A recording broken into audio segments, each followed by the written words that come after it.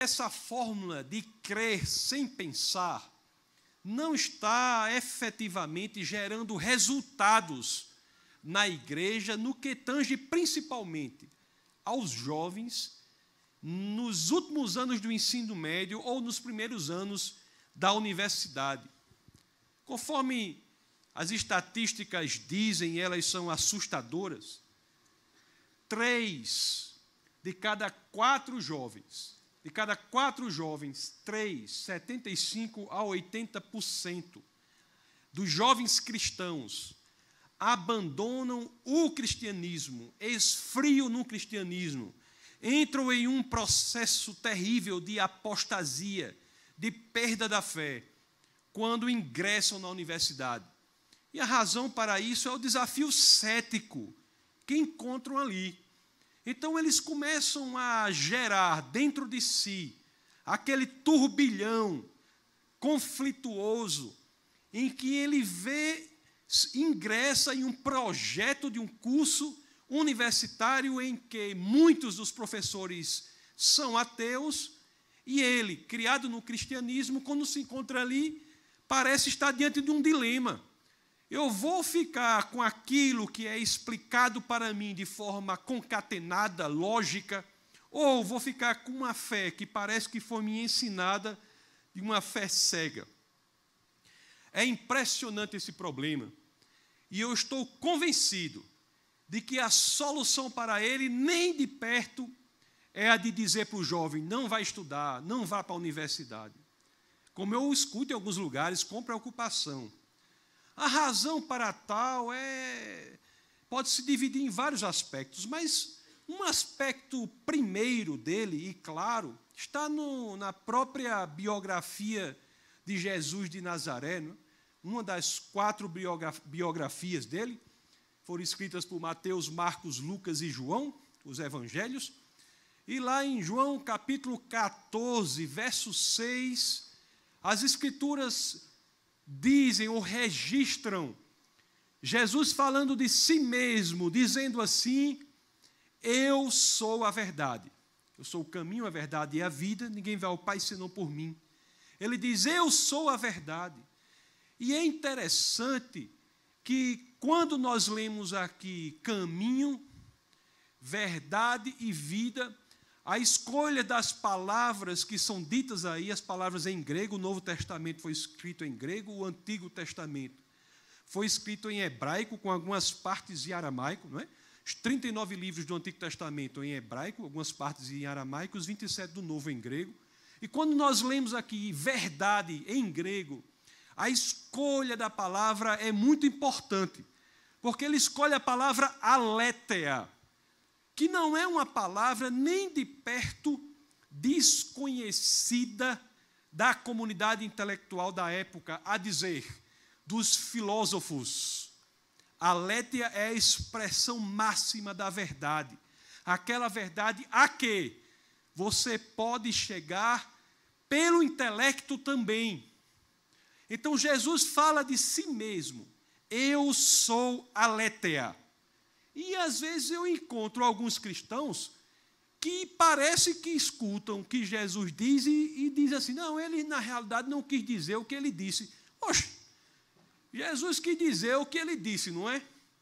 Se ele diz, eu sou a verdade, e essa verdade é a verdade do tipo acessível pela inteligência, pelo conhecimento, pela ciência, o que dizer de nós quando ingressamos num processo terrível de afastamentos dos nossos jovens do conhecimento para que eles não se afastem do cristianismo, quando aquele que é o centro e a razão da igreja, Jesus de Nazaré, diz de si mesmo que ele é a própria expressão da verdade. Como se não bastasse isso, a mesma biografia de Jesus, o Evangelho de João, no capítulo 1, verso 1, combinado com o capítulo 1, verso 14, nós vemos ali João, o biógrafo de Jesus de Nazaré. Não basta ele ter dito em João 14,6 que ele era a verdade, mas agora, em João 1,1, combinado com João 1,14, ele vai dizer que esse, que é a aletheia, que é a verdade, também é o Logos. O Logos. Essa tradução aí, no princípio era o verbo, em alguns tem, no princípio era a palavra, no grego tá, no princípio era o Logos. Se há, meus queridos, dois sustentáculos, dois pilares sobre os quais o pensamento se estruturou, é o elemento da verdade aletheia e o elemento do Logos, que é o princípio, o fundamento, a razão de ser das coisas. E Jesus diz de si mesmo: eu sou a verdade, e o seu discípulo mais próximo diz que ele também é este fundamento de todo o mundo que encarna e vive no meio de nós. Como é que a gente, diante de assertivas como essas que estão nos evangelhos, podemos dizer que a inteligência não pode vislumbrar ou descobrir ou ter informações sobre este homem que não é apenas um homem, mas o próprio Deus, a segunda pessoa da Trindade, que vem à Terra e encarna como homem? Como não podemos descobri-lo, saber alguns aspectos sobre ele do ponto de vista intelectual? É uma verdadeira falta de conhecimento quando nós vemos pessoas dizerem que o cristianismo é feito para pessoas ignorantes, que o crente é um ignorante. É uma falta de conhecimento total, não só do próprio sistema do cristianismo, mas também da própria história de desenvolvimento do pensamento cristão. Se nós pegarmos os maiores cientistas de todos os tempos, eu garanto a vocês que a maioria deles era não apenas teísta, não apenas crente na existência de Deus, mas também cristã. Isso é um fato histórico que por muitos é desconsiderado. Pegue os grandes nomes da ciência, os grandes nomes. Se você pegar, por exemplo, o maior físico que já existiu no mundo, que já pisou sobre a Terra, na minha opinião, Isaac Newton. Muitos dizem Einstein, mas Einstein, embora ele teve um insight físico muito importante, a construção matemática dele, nem de perto é tão importante quanto a de Newton. Einstein, na realidade, usou uma matemática que já existia. Ele usou as 4 equações de Maxwell e uma geometria que foi criada por Riemann. Newton não. Newton desenvolve a física até um determinado ponto, que quando ele chega lá, ele olha para a matemática, e a matemática existente na época não dava sustentação à física. E ele deixa a física e passa a desenvolver a matemática. 200 anos depois de Newton, quase nada é feito em matemática, porque ele já tinha feito quase tudo. Então, esse mesmo Newton, que foi a mente científica que mais criou sobre a face da Terra, ele, quantos de vocês sabem isso? Escreveu mais sobre a Bíblia do que sobre física. Muitos dos grandes cientistas do mundo eram cristãos e cristãos praticantes. As universidades, que hoje são consideradas como antros do ateísmo, se você for estudar a história das maiores universidades do mundo, você ficará surpreendido com a conclusão a que você chegará. Universidades como Harvard, Princeton, Yale, Cambridge, Oxford, as maiores universidades do mundo, todas elas foram criadas como escolas cristãs, do tipo da escola que é aqui nesta igreja. Elas iniciaram-se dessa forma. Procure no Google qual é o lema original da maior e melhor universidade do mundo, a Universidade Harvard. Procure no Google. Sabe qual é o lema original? Qual foi o lema original dessa universidade? Verdade para Cristo e a igreja. Portanto, meus queridos, não só do ponto de vista do próprio Cristo, como do ponto de vista da história da construção do pensamento cristão. Pensamento e fé são indissociáveis, andam juntos. E basta dizer também o seguinte: se não fosse tudo isso, temos ainda nas Escrituras um mandamento claro, objetivo, em uma das cartas que são consideradas cartas católicas, não no sentido da Igreja Imperial, mas no sentido de que é uma carta universal, que se dirige a todos os cristãos.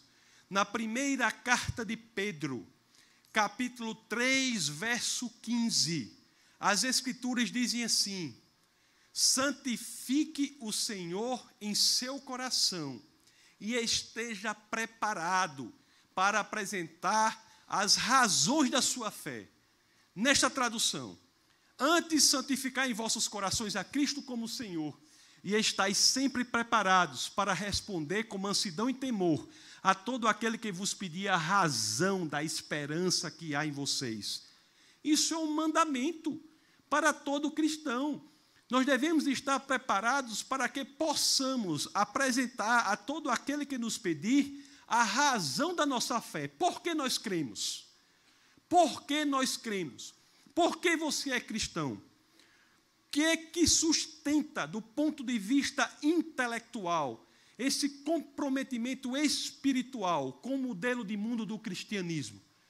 Nós devemos saber que há, sim, elementos de racionalidade que sustentam a nossa fé.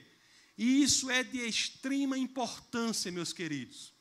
Porque quando eventuais ventos da incredulidade batem à nossa porta, se temos a convicção, também intelectual, de que o cristianismo é a verdade, nós estaremos muito mais fortes para enfrentar o desafio cético da contemporaneidade. Cristianismo e inteligência, portanto, não apenas do ponto de vista histórico, não apenas do ponto de vista daquele que é a razão, o sentido e o propósito de tudo o que fazemos, Jesus de Nazaré, mas também do ponto de vista da orientação para os seguidores de Cristo, os discípulos de Cristo. É um sistema de pensamento que não tem medo da inteligência, não tem medo da investigação, não tem medo da universidade. Ele está convicto de que, por mais que você investigue, se você investigar muito, a conclusão a que você chegar é exatamente aquela em que as Escrituras já estão há muito tempo. E isso é revolucionador. Isso é uma mudança de paradigma. Isso é libertador. Porque isso faz com que nós tenhamos jovens e crianças fortes, enfrentando o mundo com genuína convicção, sendo preparadas para chegar neste mundo e apresentar com inteligência as razões da sua fé. Não é dizer, isso eu gostaria de deixar bastante claro, que a inteligência substitui a conversão espiritual, de forma alguma. Não há uma conversão genuinamente intelectual. O que há é a conversão espiritual por obra do Espírito de Deus em nós. Mas muitas vezes nós temos muitos obstáculos entre nós e o Evangelho, que não deixam com que nós nos abramos para o Espírito de Deus. E esses obstáculos são de índole intelectual, a saber, evolucionismo, Big Bang, confiabilidade da Bíblia, figura histórica de Jesus de Nazaré. Esses obstáculos, entre outros tantos, nos separam do Evangelho. E o papel da inteligência faz com que esses obstáculos sejam destruídos e nós sejamos imediatamente expostos ao poder do Espírito de Deus e possamos fazer aquela que é a mais determinante de todas as escolhas. Dizer, como Paulo disse, que eu não mais viva, mas que Cristo vive em mim. Para que façamos isso, é importante que destruamos esses obstáculos intelectuais, e isso é o que diz a 1 de Pedro, capítulo 3, verso 15. Este ramo do estudo do cristianismo se chama apologética. Apologética. Apologética, por quê? Porque quando nós lemos isso aqui em grego, onde tem apresentar a resposta em grego, nós temos a palavra apologia, da qual o termo apologética aparece em português.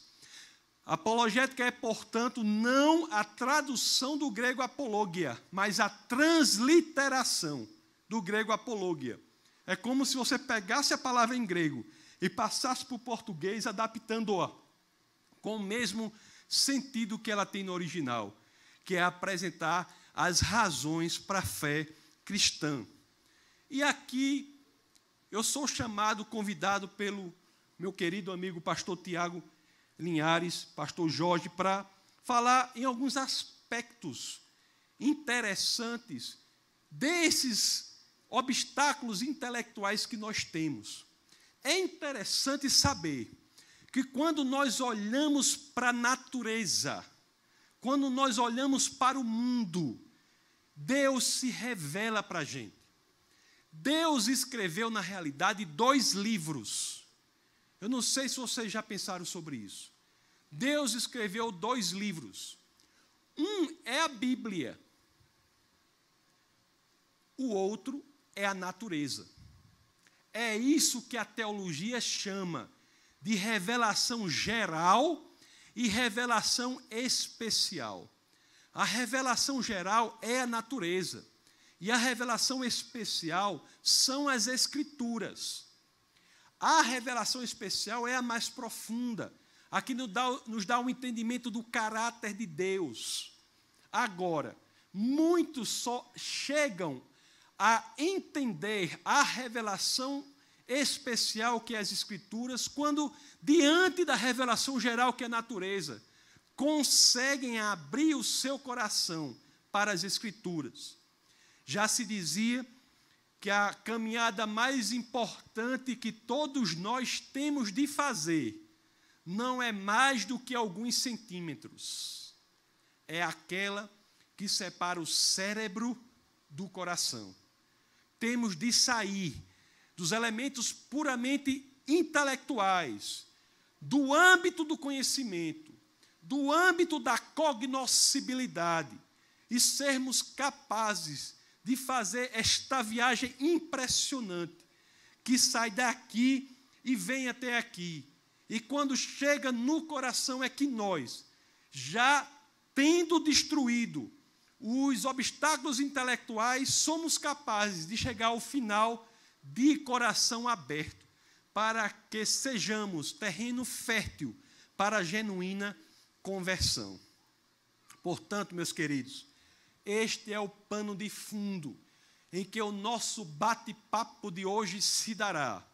O pano de fundo, ou o modelo de mundo, ou o paradigma, como você preferir, que diz que não há de se pensar que cristianismo não pensa, não questiona. Não há de se pensar que a igreja tem medo do conhecimento. Não há de se pensar que a igreja tem medo da universidade. Temos que saber que é exatamente o contrário. A história intelectual, a pessoa de Cristo e o Evangelho, que com ele se confunde, indicam um caminho de fé sustentada pela razão. Embora não se confundam, a fé espiritual é um comprometimento, mas ela não é contrária à razão. A fé vai além da razão, o que não é dizer que é contrária a ela.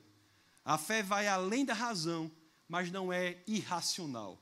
A fé vai além da razão, mas não é contrária ao pensamento.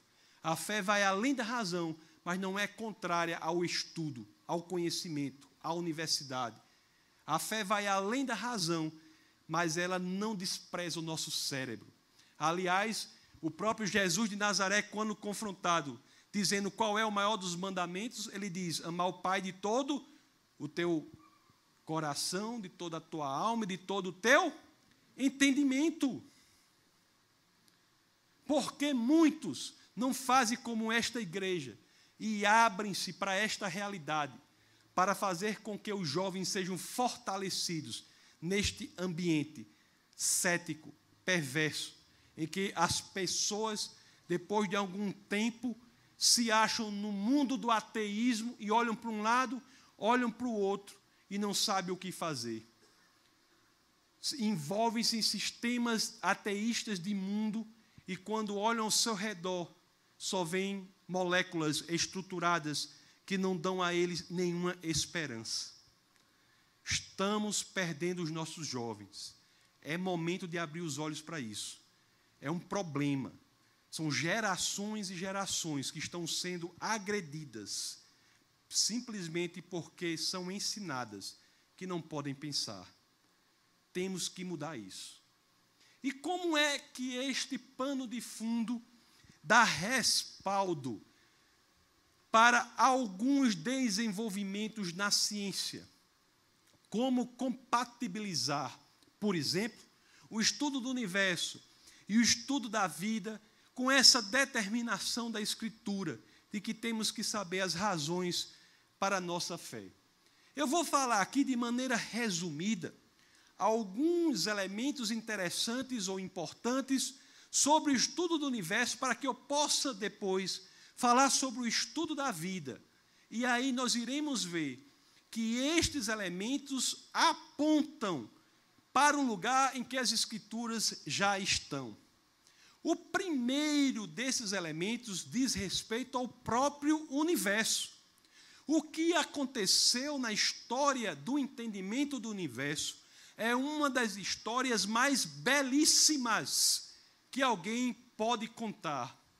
Para que você tenha uma ideia, só nesse aspecto que eu estou falando aqui, se nós pegarmos qualquer livro escrito desde a antiguidade até meados do século passado, com o chamado idealismo alemão, qualquer livro que você pegar, desde a antiguidade na Grécia até metade do século passado, sobre o universo, esses livros traziam uma ideia, uma hipótese, uma teoria sobre o universo. Eles diziam que o universo sempre havia existido. Sempre havia existido. Que o universo nunca havia sido criado. Ele havia existido desde sempre. Por exemplo, a teoria grega, qual era? Era de que uma pessoa chamada Demiurgo, um deus chamado Demiurgo, ele foi e moldou o universo a partir de uma matéria que existia desde sempre. E as outras histórias de existência do universo eram sempre similares a essa. As teogonias eram sempre similares a essa. Qualquer livro, desde a antiguidade até recentemente, à exceção de um grupo de livros. Havia só um grupo de livros que trazia uma tese totalmente diferente daquela que estava exposta em toda a coleção literária divergente. Havia um grupo pequenininho de livros que trazia uma tese que era considerada louca. Essa tese era humilhada, era criticada, era tida como um verdadeiro absurdo, uma ficção. A tese que esse grupo pequeno de livros trazia era a tese de que o universo não havia existido desde sempre, mas ele havia sido criado a partir do nada. Esse grupo de livros que trazia essa tese, considerada louca durante pelo menos 33 séculos, era o grupo de livros que hoje nós cristãos chamamos de Pentateuco e que o judeu chama de Torá. Os livros de Moisés traziam uma tese absolutamente revolucionadora. A ideia de que o universo não havia existido desde sempre, mas ele havia sido criado. Por que que os cientistas sempre lutaram contra essa tese. Por quê? Você veja bem, se a conclusão a que nós chegarmos for a de que o universo foi criado, uma pergunta aparece que não havia antes. Se o universo foi criado, a pergunta que aparece é: quem foi? O Criador. Para o cientista, a ideia de que o universo nunca foi criado, de que ele existiu desde sempre, era uma ideia muito mais confortável. Porque se o universo nunca foi criado, não havia de se perguntar quem é o criador daquilo que não é uma criação. Se essa tese dos livros de Moisés fosse considerada como uma tese válida, nós teríamos que saber agora, tratar agora essa questão. Quem é o criador daquilo que agora é uma criação? E o interessante é isso, para tornar uma longa história curta, para resumir a história, que essa tese trazida pelos livros de Moisés, pela Torá, que os cristãos chamam de Pentateuco, essa tese que era considerada tresloucada por séculos e séculos, pelo menos 33 séculos, começou a ganhar os jornais científicos muito recentemente. A cosmologia de ponta, com algumas descobertas que houve em ciência, passou a assumir essa tese que era considerada louca, de que o universo havia sido criado a partir do nada. Se você for analisar a primeira frase da Bíblia, Gênesis capítulo 1, verso 1, que diz: no princípio, Deus criou os céus e a terra. Gênesis capítulo 1, verso 1. No princípio, criou Deus os céus e a terra. Se você for ler isso em hebraico, onde tem o verbo criar, nós lemos bará. Bará é o verbo que diz que as coisas são criadas a partir do nada. Meus queridos, o que eu estou dizendo para vocês é que uma tese considerada como tresloucada, louca, um disparate, durante pelo menos 33 séculos, é hoje a tese central da cosmologia moderna. Algumas descobertas em ciência que ocorreram no século passado, notadamente a da segunda lei da termodinâmica, a do universo em expansão, com o telescópio Hubble, a de radiações de fundo, que dois cientistas, Penzias e Wilson, descobriram no laboratório Bell, inclusive ganharam o prêmio Nobel em 1963 por essa descoberta. A própria teoria da relatividade, que foi descoberta, foi criada por Einstein, que é recente. Einstein nasceu em 1879, na cidade de Ulm, no sul da Alemanha. Morreu em 1955, em Princeton, nos Estados Unidos. A teoria da relatividade, quando ele cria, ele olha para a teoria e a teoria fala de um universo com início. Aí ele diz: eita, e agora? Essa teoria está me dizendo que o universo tem um início. E como é que eu vou lidar agora com a questão? Se ele é uma criação, quem é o Criador? Aí ele coloca uma constante de propósito na teoria para ela começar a dizer que o universo nunca foi criado. Quando ele coloca essa constante, a própria matemática não aceita que ele coloque isso.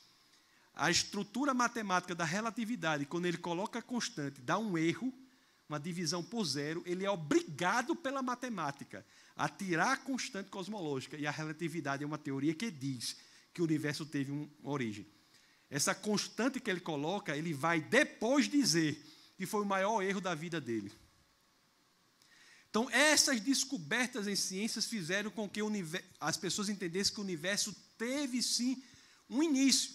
E você sabe o que a cosmologia diz? A cosmologia diz que, juntamente com o universo, foram criados a matéria, o espaço, o tempo e as próprias leis da natureza. Eu não estou falando de religião, eu estou falando de ciência. A própria cosmologia diz que, juntamente com o universo, a matéria, o espaço, o tempo e as leis da natureza foram criadas. Em outras palavras, quando não havia universo, não havia matéria, não havia espaço, não havia tempo. Não, havia o quê? Nada. E o que é esse nada? É muito difícil a gente explicar o nada quando exatamente não é nada. Porque se você disser assim, é o espaço vazio, aí o espaço vazio é nada? Não, é alguma coisa, né? Um espaço vazio. É o tempo. O tempo é nada? Não, é o tempo. Então, explicar o que é nada quando realmente não é nada é muito difícil. É por isso que eu uso uma explicação que é feita por Aristóteles. Aristóteles diz assim, o nada é aquilo sobre o que as pedras sonham. A pedra sonha sobre o quê? Nada. Então, a cosmologia de ponta hoje diz que é no ambiente de ausência de tudo que o universo foi criado. Isso eu estou falando do Big Bang. O Big Bang é uma teoria que diz que tudo foi criado a partir do nada. Agora você veja que coisa interessante. Se a matéria, o espaço e o tempo, de acordo com a cosmologia, foram criados juntamente com a criação do universo, é porque esta causa que criou o universo não poderia ser uma causa material, espacial ou temporal. Porque se essa causa fosse material, espacial ou temporal, aquilo não havia sido criado ali, já existia antes. Então, essa causa criadora da matéria, do espaço e do tempo tem que ser uma causa imaterial, atemporal e não espacial. 3 características que as Escrituras atribuem a Deus. Deus é não material, ou imaterial, é não espacial e é atemporal.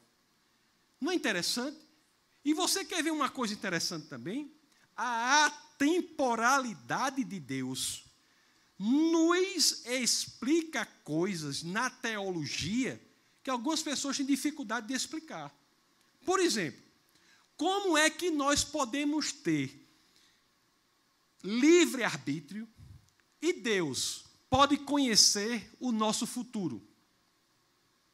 Muitos que acham que nós não temos livre-arbítrio é porque entendem que Deus só poderia conhecer o meu futuro se eu não fosse livre. Se eu fosse totalmente livre, como Deus poderia saber o que eu vou decidir amanhã? De fato, se Deus fosse unicamente eterno,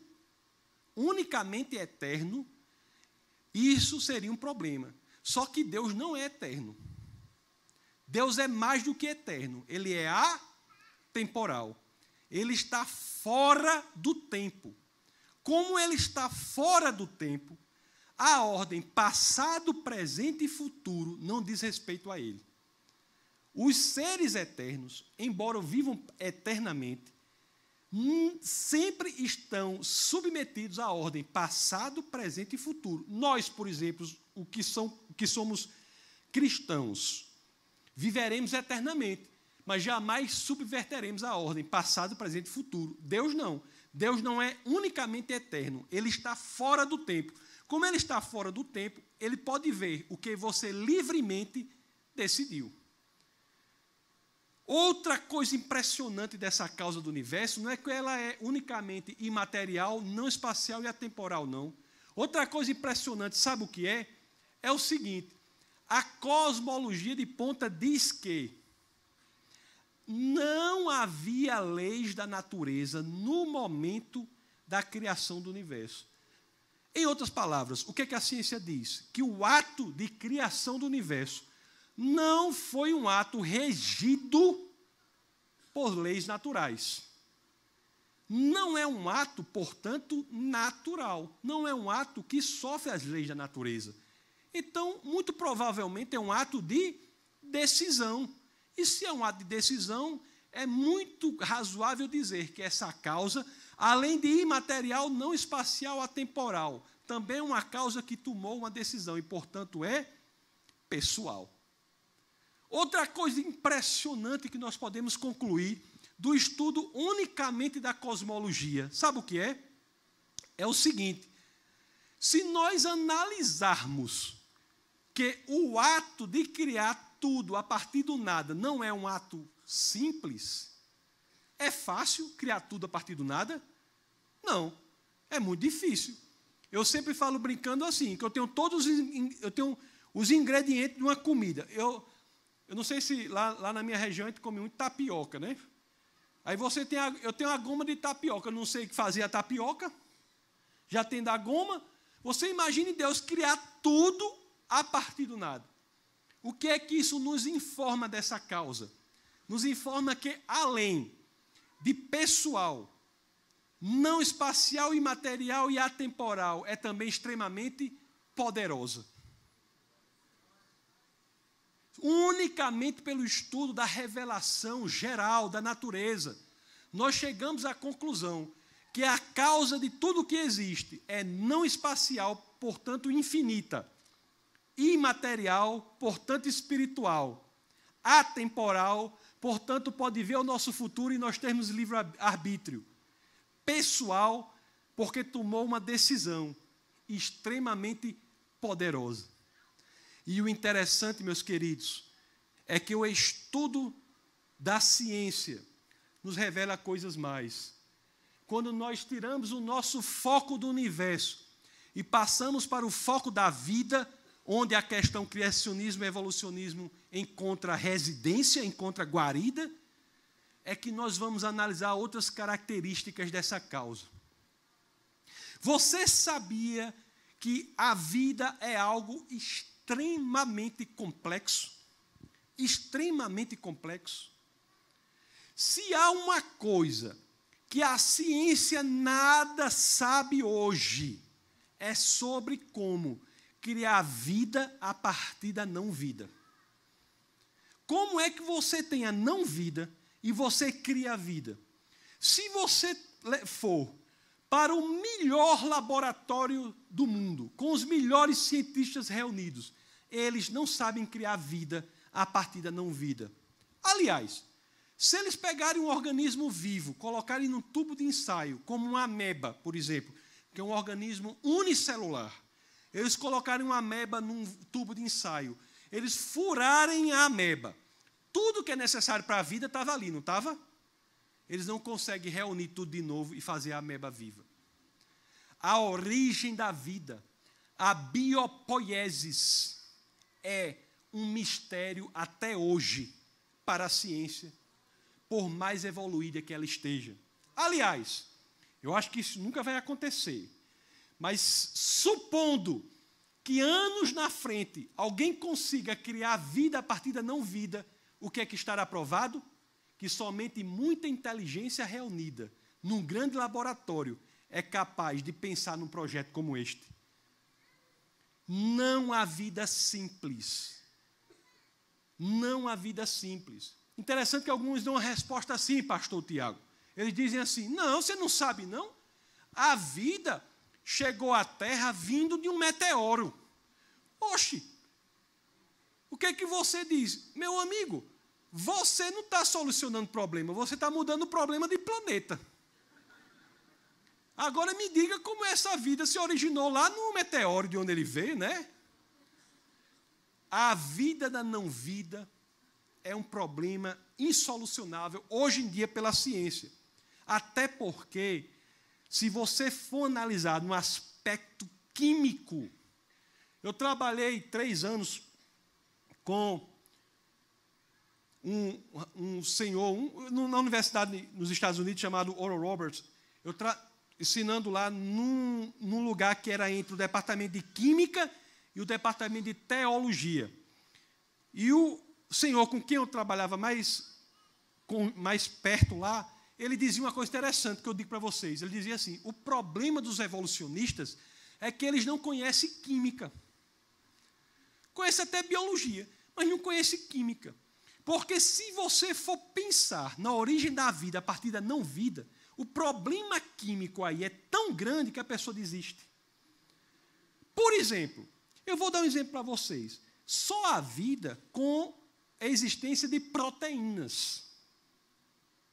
Proteína é como uma caixa de ferramentas.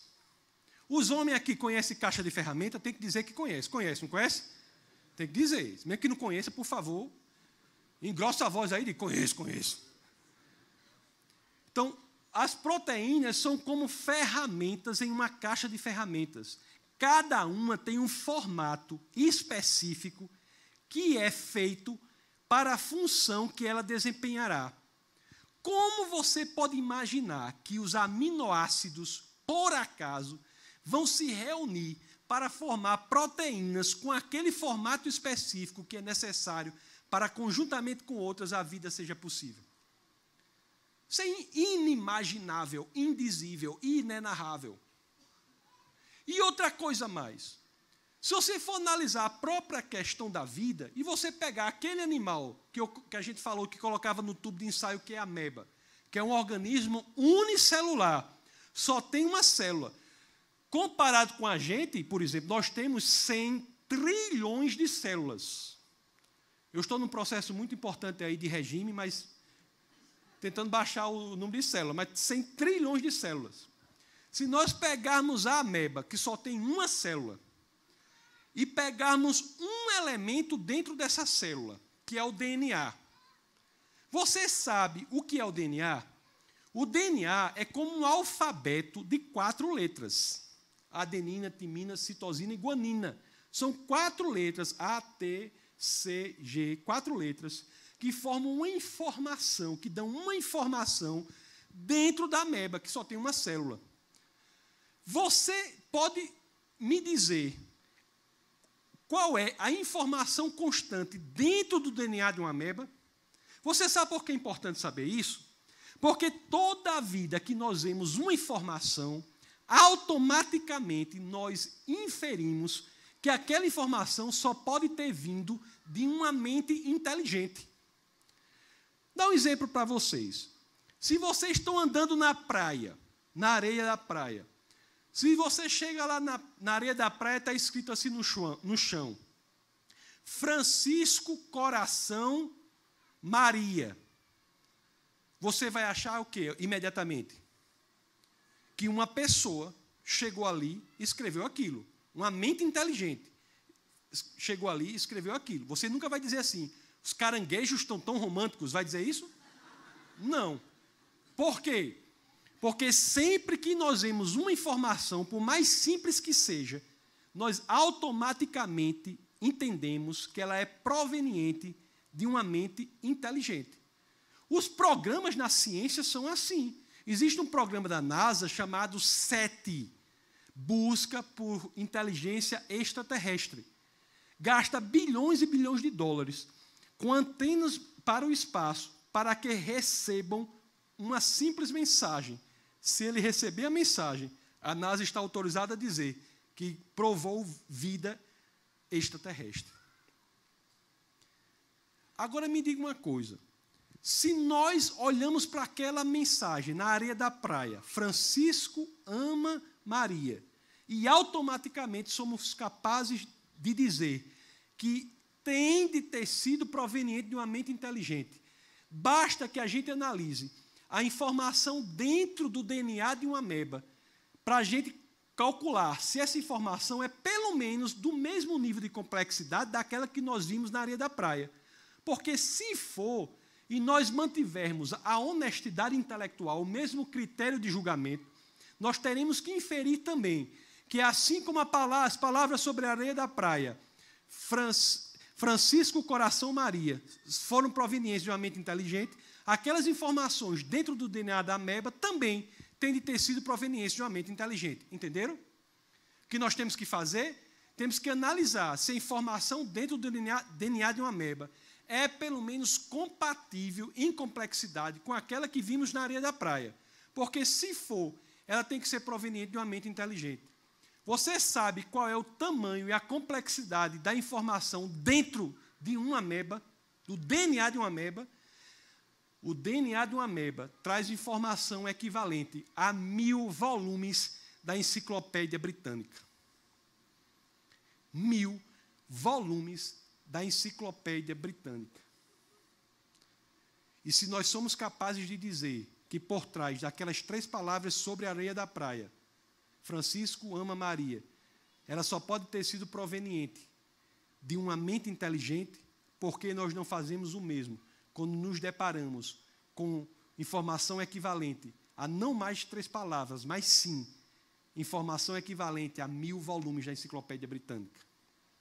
A vida só pode ter existido como produto de uma mente inteligente. Jamais por acaso. Jamais por acaso. Se você analisar a informação no DNA de uma das nossas 100 trilhões de células, o nosso DNA em cada uma de nossas células traz informação equivalente a 5 milhões de páginas de informação. 5 milhões de páginas dá 25 mil livros de 200 páginas. É uma biblioteca muito boa, não é? Em cada uma das nossas 100 trilhões de células. E eu estou falando só do DNA. Se eu for falar do RNA, etc., etc., a coisa se complica muito mais para o evolucionista. Mas me diga uma coisa, existe evolução em algum sentido? Porque me parece que os estudos em vacina, em antibióticos, eles são sempre decorrentes de um processo que é feito, que é considerado fruto da seleção natural mais mutação aleatória. Aí, meus queridos, nós temos que ter esse entendimento. Existe uma diferença entre micro e macroevolução. O que existe é uma evolução dentro do mesmo grupo genético. Ou, se vocês preferem, dentro da mesma espécie. Na Bíblia não diz que Deus criou os animais segundo as suas espécies? Não diz assim? Quando você lê isso em hebraico, onde tem espécie em hebraico é min. Min quer dizer um grupo genético. Dentro do mesmo grupo genético existe evolução. Por exemplo, alguém aqui no auditório nunca nasceu nessa pessoa os dentes chamados popularmente de dente ciso, dente, como é que chama aqui? Queiro, é? Dente ciso, que são os terceiros molares. Alguém aqui nunca teve esses dentes? Uma pessoa evoluída aqui? Evoluída? Por que isso? Porque isso é um processo microevolutivo. Ela é tanto ser humano como qualquer um de nós. Ela é ser humano, nós somos seres humanos. Isso é bíblico. Essa evolução dentro da mesma espécie é bíblica? É bíblica. É prevista, inclusive, nas Escrituras. Quando Noé, por exemplo, foi construir a arca, para que Deus encaminhasse os animais para aquela arca, entrou lá um casal de Doberman, um casal de Pinscher, um casal de piquinês, um casal de pastor alemão, entrou? Não, entrou um casal de cães. Com base na microevolução é que temos toda essa diversidade que vemos hoje. Mas tanto o Doberman, quanto o Pinscher, quanto o pastor alemão, quanto o piquinês, são todos cães. A diversidade, tanto nos cães quanto na gente, nos seres humanos, se dá por meio de um processo microevolutivo. O que a ciência diz é que de organismos simples, como a ameba, por um processo natural, organismos mais complexos são criados, a ponto de sairmos de um organismo muito simples e terminarmos com o ser humano. Isso não existe. Não existe isso que chamamos de macroevolução, que é uma evolução com criação de novos grupos genéticos, novas espécies. Só para quem for da área de biologia aqui, quando eu falo espécie, eu falo com uma certa licença, porque em hebraico nós temos a palavra min. Min. Espécie é um termo usado na ciência que nem os cientistas concordam sobre ela. Se você pegar o pessoal que estuda taxonomia, que é a área da ciência que classifica, nem eles concordam sobre o que é espécie. Então, quando eu falar espécie aqui, com uma certa licença, eu quero falar o hebraico min, grupos genéticos. Por quê, pessoal? Vou dar alguns exemplos para vocês do porquê que não pode haver macroevolução. Só alguns exemplos que eu vou dar para vocês aqui, do porquê que não há macroevolução. Há vários argumentos contra a macroevolução. Primeiro, eu vou começar com um que parece ser um pouco questionador. As pessoas, às vezes, chegam para mim e dizem assim, mas, Tassos, me diga uma coisa.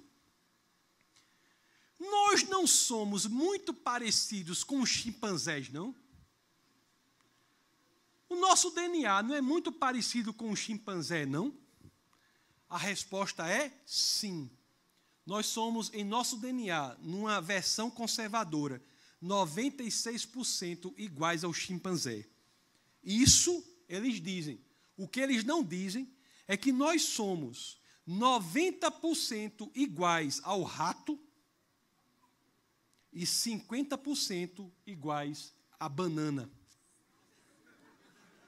Isso quer dizer que a gente veio da banana? Alguns você não, fulano eu acho que sim, né? Aí, se você pegar um ou outro, tem uma prova, né? Para que os homens vieram da banana. Mas existe similitude genética entre a espécie, existe. Existe. Isso é prova da evolução, de que todos vieram de um ancestral comum? Não. Isso é o quê? Pessoal, eu dou aula no Departamento de Artes da Universidade Federal do Rio Grande do Norte. Eu sou da região lá da Catingueira. Eu sou grande assim porque tinha que matar muita onça que atacava a tribo da gente. Na Universidade Federal do Rio Grande do Norte. Quando nós pegamos vários quadros lá, pinturas, e queremos determinar que essas várias pinturas são do mesmo autor, o que é que nós fazemos? Nós procuramos entre elas traços de semelhança. A composição da tinta é a mesma, a espessura da pincelada é a mesma, o ângulo de incisão da pincelada é o mesmo, a escolha por padrão de cores é a mesma. Se nós tivermos muita similitude nesses vários quadros que analisamos, nós nos sentimos confiantes em dizer, são todos esses quadros frutos do mesmo pintor. O que iremos esperar, portanto, da similitude genética? A similitude genética, a semelhança genética é nada mais do que a assinatura do Criador em toda a sua criação. É algo que o criacionismo espera. O evolucionismo não pode existir, não é o caso por vários argumentos. O primeiro deles é a questão dos fósseis de transição. Se o evolucionismo fosse o caso, nós veríamos muitos fósseis de transição. Nós não vemos nenhum. Os que temos são fraudes. São fraudes. Estava lá com minha família uma vez, lá no museu de um amigo nosso, chamado Carl Barr. Ele tem um museu chamado Museu da Criação, Creation Museum. Ele fica numa cidade perto de Dallas, chamada Glen Rose. E ele chegou lá e disse, Tassos, toque aqui nesse dente. Aí eu toquei o dente meio cauteloso para não me tornar um idólatra, né? Mas eu toquei o dente. Aí eu toquei no dente, bati uma foto. Esse aqui é o dente do homem de Nebraska. Descobriram um dente, atribuíram esse dente a um fóssil de transição, que seria um homem de Nebraska. A partir desse dente, construíram todo o resto do corpo. E disseram que era um fóssil de transição. A partir de um dente. Tempos depois, ficou provado que aquilo era um dente de um porco. O dente do homem de Nebraska.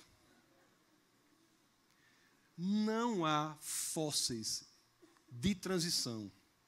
Mas esse não é nem o maior problema, não. Outros problemas são piores até. Você já ouviu falar num negócio chamado complexidade irredutível? Eu vou dar um exemplo para vocês de complexidade irredutível. É porque, talvez vocês não conheçam, mas você sabe aquela ratoeira tradicional, que é assim a tábua e tem a mola, né? O ferro. Aquela ratoeira é um equipamento formado de 5 partes. Tem a tábua, o martelo, o não sei o quê, são 5 partes. Se você tirar da ratoeira uma dessas partes, qualquer que for, ela não funciona. Ela é um sistema irredutivelmente complexo. Ela não funciona em complexidade menor. Você sabia que os seres vivos são assim? Se você tiver a oportunidade de ser apresentado ao flagelo bacteriano, por exemplo, é um animal de 50 partes. Se você tirar uma dessas partes, ele não sobrevive. Portanto, os seres vivos não poderiam ser oriundos de seres menos complexos. Outro argumento muito importante é que existe uma lei muito forte na natureza, chamada segunda lei da termodinâmica. O que é que essa lei diz? Diz que as coisas tendem naturalmente a um processo de maior desorganização, menor complexidade. Se o seu quarto lá na sua casa não for arrumado sempre, como é que ele fica? Arrumado ou desarrumado? Por quê? Por conta da segunda lei da termodinâmica, que diz que as coisas tendem naturalmente a um estado de menor complexidade, maior desorganização.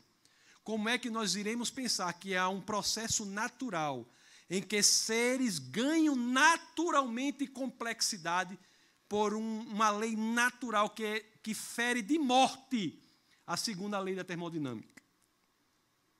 São muitos argumentos contra a macroevolução. Talvez um dos mais importantes dele seja escrito por um advogado. Engraçado que ele não é cristão, ele é até ateu.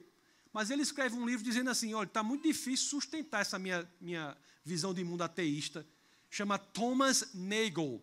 Ele escreve um livro chamado Mente e Cosmos, Mind and Cosmos.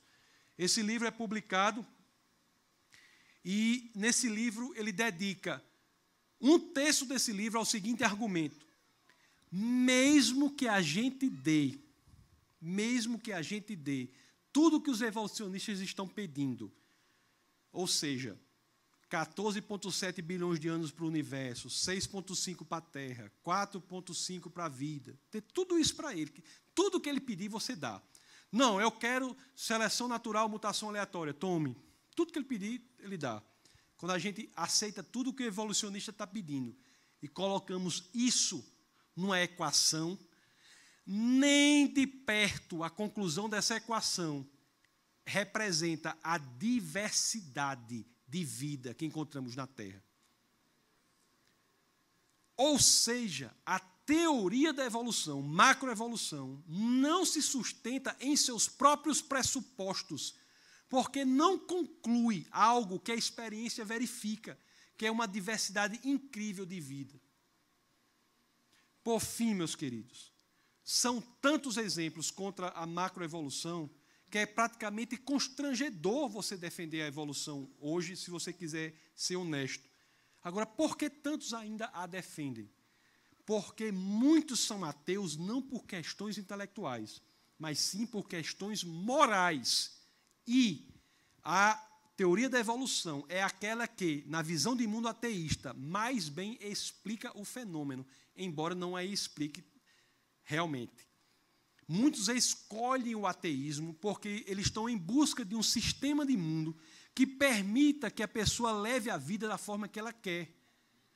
O cristianismo é o contrário. O cristianismo é um sistema de mundo altamente desconfortável. Altamente desconfortável. O critério de escolha do cristianismo não é o conforto, é o critério da verdade. Quando você adere ao cristianismo, o que há de gerar em você é um desconforto, no sentido de que você entra em um processo contínuo de mudança dia após dia, no que chamamos de santificação. A cada dia você se mata para se tornar cada vez mais parecido com Cristo. O ateísmo, não. É preciso mais fé para você crer numa visão de mundo como essa, do evolucionismo, do que para você crer no próprio cristianismo. Eu agradeço imensamente a oportunidade de estar aqui. Estou sempre acessível por meio dessas redes sociais aí e por meio do site. E foi uma grande honra e um grande prazer poder compartilhar com vocês algumas das razões para a nossa fé. Muito obrigado.